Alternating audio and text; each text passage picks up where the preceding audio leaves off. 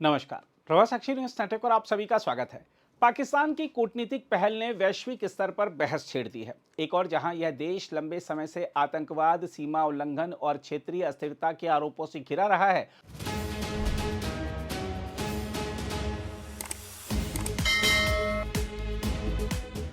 वहीं अब उसने अमेरिका और ईरान के बीच शांति वार्ता में मध्यस्थ बनने की पेशकश की है। जब इस प्रस्ताव की खबर सामने आई तो इसे गंभीर पहल से ज्यादा एक विडंबना के रूप में देखा गया। हालांकि इस पहल को लेकर व्यापक संदेह है। पाकिस्तान की आंतरिक स्थिति खुद अस्थिर बनी हुई है। अफगानिस्तान के साथ उसका संघर्ष जारी है और सीमा पर लगातार तनाव देखा जा रहा है। काबुल में एक अस्पताल पर हमले में सैकड़ों लोगों की मौत जैसी घटनाएं उसकी विश्वसनीयता पर गंभीर सवाल उठाती हैं।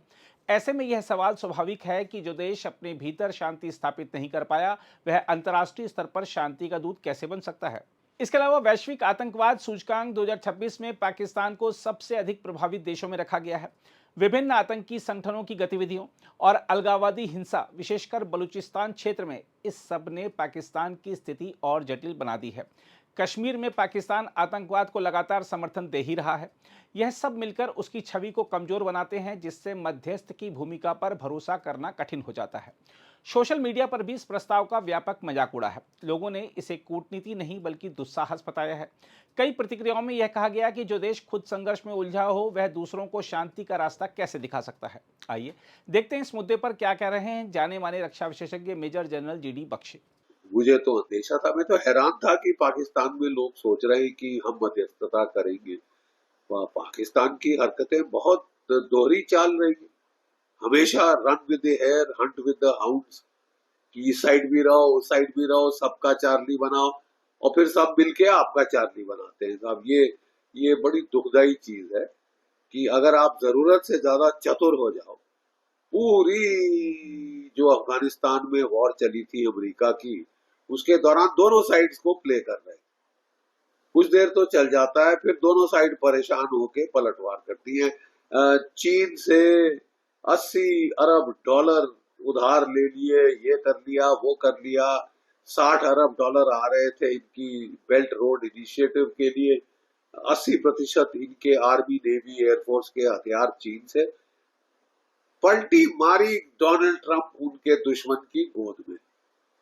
तो ऐसी हरकतें थोड़ा सा आपकी विश्वसनीयता कम कर देती है। जय भारत, जय हिंद। स्टेट ऑफ हॉर्मुज़ से पाकिस्तान का जहाज जो है वापस लौटा दिया, किस तरीके से देखते हैं? देखिए, मुझे शक है कि ईरान को लगा है कि पाकिस्तान दोगली चीजें कर रहा है। वो प्रिटेंड कर रहा है कि साहब वो ईरान के साथ है, वो पीस टॉक कराना चाहता है, लेकिन उसका सऊदी अरेबिया के साथ एक डील है कि आप सऊदी अरेबिया पे कोई हमला, पाकिस्तान पे हमला, मैं अपनी फौजें लेके मैदान जंग में कूद जाऊंगा। अभी तक तो हमको कूदते दिखे नहीं, लेकिन हाँ, वो जरूर करने की कोशिश कर रहे हैं मध्यस्थता कि हम अपनी टेरिटरी देंगे, यहाँ पे पीस टॉक्स हो, यहाँ पे वान साहब आए, बातचीत करें ईरान से और हम दुनिया में चौधरी बने कि साहब हमने करा है। एक छोटी सी चीज जो है वो प्रॉब्लम है। क्या प्रॉब्लम है? जब भी डोनाल्ड ट्रंप साहब शांति की वार्ता करते हैं, वो हमले की तैयारी कर रहे होते हैं। ये 2025 पिछले साल बिल्कुल यही किया था। पीस टॉक करी, पीस टॉक चल रही थी, हमला कर दिया ईरान के ऊपर। इस साल फिर दोबारा दोहराया, पीस टॉक करी, नाटक किया, ड्रामा किया और घातक हमला किया। यानी ये पूरा डिसेप्शन प्लान था कि ईरान इस झांसे में आ जाए कि साहब पीस टॉक हो रही है, अभी हमला नहीं करे, और हमला कर दिया। कमीनों की तरह झूठ फरेब बोल के हमला कर दिया और काफी नुकसान पहुंचाया। आयतुल्लाह खमैनी को शहीद कर दिया, उनकी बेगम साहिबा, उनकी बेटी, उनका लड़का, उनका सन इन लॉ, सबको मार डाला। बड़े खुश हो रहे थे कि क्या मार मारी है, क्या मार मारी है, अब ईरान घुटने टेक देगा। सिरसवा घुटने टेके। अब फिर वो कह रहे हैं कि साहब मैं पीस टॉक कर रहा हूं। प्रॉब्लम यह है कि उनका एक जो मिनी एयरक्राफ्ट कैरियर है त्रिपोली, एक क्रूजर, 2 डिस्ट्रॉयर के साथ जापान से चल के पहुंच गया है। कहां? जापान से चल के साहब पहुंच गया है गल्फ। दूसरा जो बॉक्सर है वो 5 दिन में आना था। डोनाल्ड ट्रंप साहब ने कितने दिन के लिए सीज फायर मांगा? 5 दिन के लिए। Does it ring a bell? कितनी बार लोगों का चटक चार्ली बनाओगे यार? कितनी बार चार्ली बनाओगे आप? ये तो ईरान को लगा है कि साहब पाकिस्तान अब इसमें डिसेप्शन प्लानिंग का हिस्सा बन रहा। नेचुरली उनको ये चीज से तो बहुत चिढ़ आएगी, अच्छा नहीं लगेगा।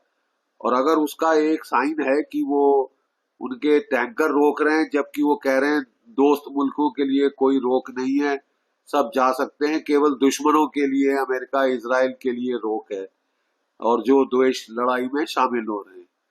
तो क्या उनको लग रहा है कि पाकिस्तान डिसेप्शन प्लान में हेल्प कर रहा है कि वो अपना गार्ड डाउन करें और अमेरिका उन पे चोट पहुंचाए?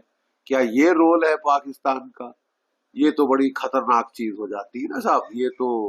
ये तो धोखाधड़ी में हेल्प करने की बात है। एक किस्म से पाकिस्तान कह रहा है कि साहब हम पीस टॉक करेंगे, और दूसरी ओर से साहब वो बलूचियों को CIA के हथियार पहुंचा रहा है। पहले ये भी अटकल लगाई जा रही थी कि उसने नूर खान बेच दिया है ड्रोन्स के लिए, रेकी फ्लाइट्स के लिए वगैरह वगैरह। कंफर्मेशन नहीं आई है, लेकिन ईरान को शक बहुत है साहब, और ये शक हो सकती है, जस्ट मैं अंदाज लगाने की कोशिश कर रहा हूँ कि ये शक इस बिना पे हो सकता है कि पाकिस्तान हमारा बेवकूफ बनाने की कोशिश कर रहा है, डिसेप्शन प्लानिंग में अमेरिका की सपोर्ट दे रहा है। अगर आप भी लेना चाहते हैं देश दुनिया की तमाम जानकारी तो आज ही सब्सक्राइब करें हमारे चैनल को। साथ ही नीचे दिए बेल आइकन को जरूर दबाएं ताकि हर अपडेट आप तक पहुंच सके।